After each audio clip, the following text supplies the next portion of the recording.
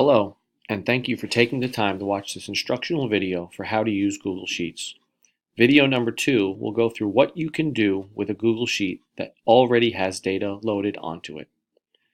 I'm going to show you some of the most useful features that can be used in Google Sheets using a file that I used to order t-shirts for my St. Anthony's volleyball team. As you can see in this file, the names of the players are running vertically along the left side of my sheet.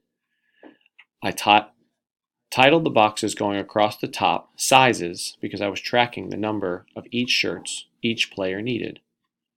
The first feature that I want to show you is the ability for Google Sheets to add a section of rows. For this particular project, this will allow me to get a total number of shirts each player wants, as well as the total number of shirts needed in each size without me having to count each row and column. The first thing I need to do is make sure I have highlighted the box that I want my sum to appear in.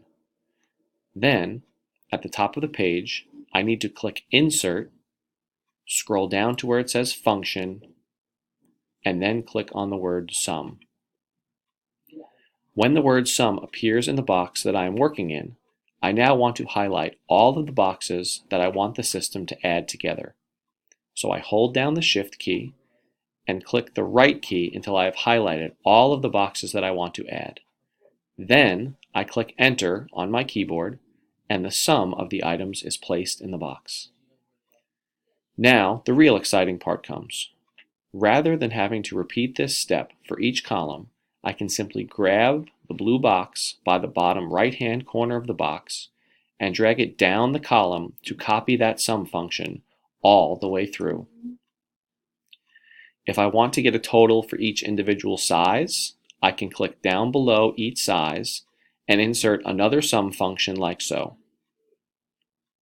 I will put the word total below the names so I know where I want it to go.